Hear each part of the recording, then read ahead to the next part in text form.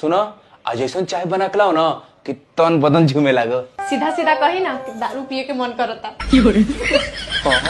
ए जी 5,000 रुपया दी, शॉपिंग करे जात बानी। अभी कैश नहीं हो, शाम एटीएम से निकाल के लाई ना तो कल के बाजारे चल जाइए। ये डिजिटल जमाना में कैश के का जरूरत बा जी? हमरा नंबर पे 5,000 रुपया ट्रांसफर कर दी। ए जी शादी से पहले राउर कोनो गर्लफ्रेंड रही सन कि ना? ना हो।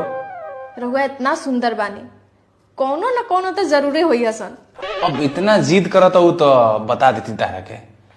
9वां में एगो, 10वां में 2गो, 12th क्लास में 5गो।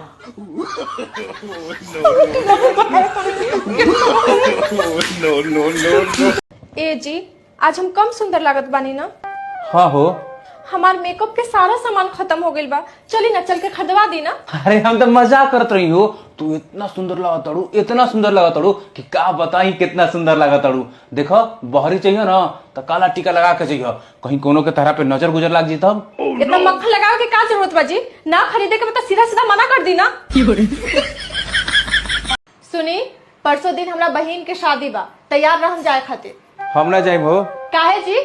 का है 2 साल पहले तारा भाई के तिलक में गई रही तो तोहर बाबूजी हमरा के दमाद जी कह के सारा रात झूठ पतल फेंकवले रहन।